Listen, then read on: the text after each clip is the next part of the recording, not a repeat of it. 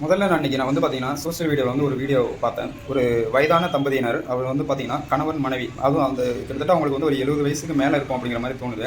அவங்க வந்து ஒரு சாப்பிடுற மாரி ஒரு வீடியோ ஒண்ணு வந்து பார்த்தேன். இந்த வீடியோ வந்து சாப்பிடுறாங்க. 2 பேரும் ஒரே தட்டுல சாப்பிடுறாங்க அப்படிங்கிற மாரி தான் முதல்ல வந்து நான் அந்த வீடியோ வந்து கவனிச்சேன். திருப்பி அந்த வீடியோ இன்னொரு டைம் அந்த நம்ம கவனிச்சு பார்க்கும்போது, அதில வந்து என்ன சொல்றது? ஆழமான அன்பு வந்து இருக்கு அப்படிங்கிறது நமக்கு வந்து புரிய வருது.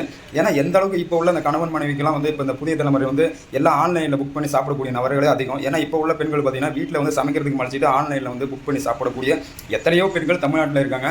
அது இல்லைன்னா யாராலையும் மறுக்க முடியாது.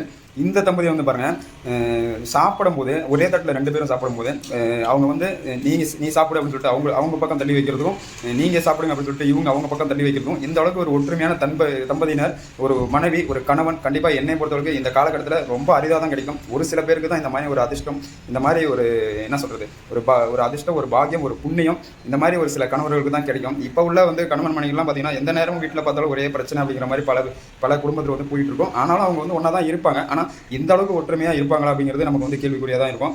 நன்றி, வணக்கம்.